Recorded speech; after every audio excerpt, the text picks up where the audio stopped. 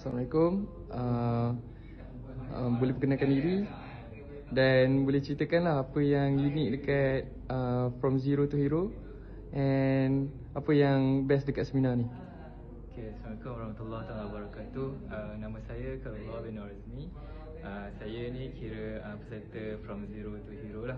Jadi dalam kelas Faizal Yusof ni dengan Zuri Zain ni memang kita dapat banyak ilmu pasal saham.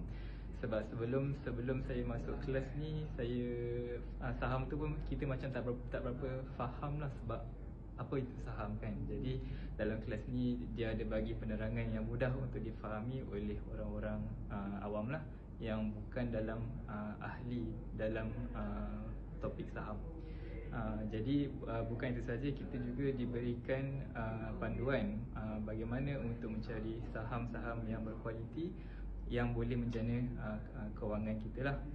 Bukan itu saja, ada satu susunan strategi yang disusun oleh FY dan pasukannya, iaitu yang dipanggil sebagai E-Mantap.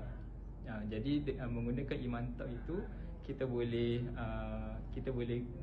pergi selangkah demi selangkah untuk memastikan saham yang kita beli itu betul-betul meyakinkan dan boleh memberikan keuntungan. Dan bukan itu saja, kita juga dimantapkan lagi. Selepas E-Mantap, kita dimantapkan lagi dengan technical analysis, di mana kita mendapat ilmu bagaimana untuk belajar dari sejarah untuk setiap satu-satu stok itu. Jadi menggabungkan kesemua ini, maka ia dapat membantu kita serba sedikit sebanyak untuk menentukan mana satu saham yang kita harus beli dan bilakah masa yang sesuai untuk kita beli saham tersebut. Sekian saja, terima kasih. Okey, terima kasih.